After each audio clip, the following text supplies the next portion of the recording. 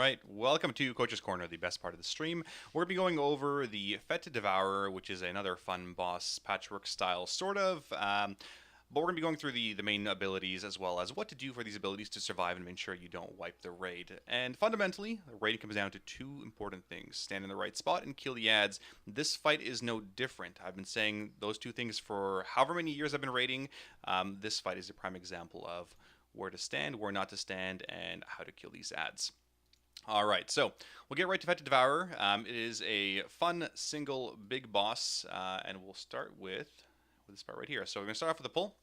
Now, for those of you watching, it does have 3 heads, but he only uses 1 for some silly reason.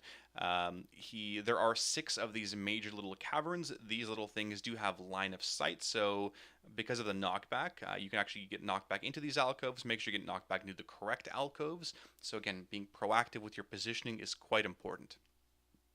So here they're going to drag the boss over to one of the sides. Generally, a central position is ideal. You don't want to be inside these because big pollution, bad stuff comes down from the skies, and you'll see what happens shortly. So again, proper positioning. In normal and heroic, there's no real disadvantage to being stacked. In mythic, you'll want to be spread out as much as you can because of other debuffs. But this group can be absolutely stacked in right here in a circle. No reason for it. So here comes the Shockwave Stomp. So again, position yourself intelligently. I'm going to be knocked back in a second. Am I standing in the right spot? Let's find out in a second. Here comes the Stomp. There we go. All right, now the ads are spawning. So he blinks back in. Now the ads are going to spawn. Watch what happens. There's these big red pools coming down. Shortly here in a second, I believe it's green spawning on this one. All right, so actually it's the this is the conal ability. So this targets any player. Again, think of cones as a large pizza. The further you are out, the more difficult it, and the further you have to travel to traverse it. So if you're a little bit closer, if you're right here and it's pointed on you, then the distance from here to here is a lot shorter than from here to all the way here, right? You want to minimize the distance you're moving, so you don't need to be that far away from the boss. All right, here now the ads are spawning. You see one at purple and you see one to the right at green. Now these 2 ads spawn.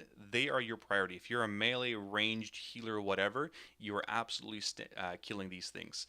The ads will have a cast. If they get their cast off, the boss will run over to them, gain energy as well as heal, basically ensuring you're going to wipe. So you're going to see what happens here. They're just going to blow them up as much as they can. Tank's still positioning in a very central location. But again, the tank needs to be cognizant of, hey, if one of these things spawn on me, it's going to do some massive damage as well as give you massive dot stacks. You can see there in the top left of the screen, there is a stacking debuff. There, the putrid paroxysm is on this guy. He's going to try to run it off to the side here. And it's going to get worse and worse and worse until eventually drops off. So it evolves into another one. Here we go. Here's the big cone. Cone into a stomp. The timer is a little off.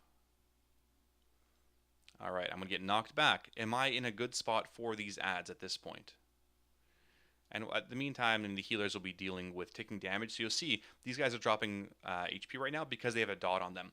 Eventually, that dot turns into this green disease thing, and they'll take a lot more damage from it. So that's what healers need to be aware of. All right, so here we go. It is now spawned on the tanks as well as the one to the side here. There's only 2, right? So get the one that is closest to you. If you're a melee, likely you'll run out and kill the one over here. And if you're a ranged, you're probably going to go, kill this one. Again, depending on whatever's closest. You want to minimize movement. Make sure you can maximize damage on these things. Boss is dragged out of here because the tank doesn't want to be underneath it. And same thing, they're going to kill these fun little ads.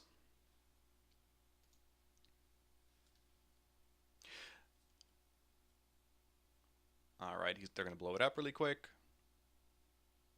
Yeah, so again, being in a good spot, he used his double blinks here so to ensure he's not hit by the conal breath. There we go, they blow it up, perfect, and they're going to go back and forth to killing this boss. But that's essentially the boss in a nutshell. He does have the knockbacks, again, good positioning, kill ads, that's what's most important. On normal and heroic, it doesn't matter for the debuff that drops off. Yeah, think of this boss as Guam, right? The flashing fangs, whatever. Same kind of thing. The conal abilities. There you go, and it's on this guy as well. So think of it happening on him every single time like this. Again, we're going to go through the fight one more time where these guys are wiping. I think this was actually the better one. All right, again, so in this instance, the boss is on the one side. Should the melee run all the way across? Yes and no. My answer would be no. Don't have the melee run, 50 yards across to the other one. The boss should be more centrally positioned to minimize the distance that you guys are running. But the ranged can actually run less of a distance. They're at a further range. Attack them from 30, 35, 40 yards, and do it that way. Whereas the melee would then shift over from here this way. This is a shorter distance for them to travel, rather than going all the way across here. So make it easier on the rest of your raid team to deal with it. All right, let's go watch a little bit more. Again, here comes the stomp. So again, I'm going to be stomped. Right, the stomp's about to happen. Am I going to get knocked back in a good way? So knowing this ad has to die and I'm on it, if I get knocked back this way, the opposite way, that's not going to help anybody, right? So here comes the stomp. Okay, so again, not the best spot to be knocked back. He should have been knocked back into this alcove, which would have made it a little bit easier for him to both dodge the big conal ability. Oh, there we go. He was actually running over to it, but it died and exploded. But yeah, that is the boss in a nutshell. He does have the debuffs. Yeah, it's basically trash that you guys need to be taken out. That's pretty much it in a nutshell. Deal with the stomps, kill the ads, burn the boss. Again, be knocked back in a good direction. If you're being knocked back in such a direction that you have to travel so much, like this mage, to go kill ads, you're losing so much DPS, right? So use your advantage wherever you can. Use gateways to be in a good position for when those ads spawn. Be ready for them every single time. Again, so he does apply a random debuff to you as well. The melodramas, whatever, miasma, it does transform into a more mythic dot as well, which, or a more volatile dot, which does more damage. And you'll see it here, this one right here. This one ticks a lot heavier than the regular ones. You can see how much HP this person's dropping, even with a shield on them. And then, of course, at 50%, the boss does 25% more damage, but also takes 50% more damage.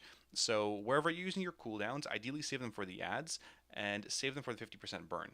Right? Ideally use it 50%, cooldowns are up, and you burn the boss because he's taking so much more damage. That's when you use your second pots as well. But that is the boss in a nutshell. That is boss number 3, Fetid Devourer. Fantastic. All right, and any other questions?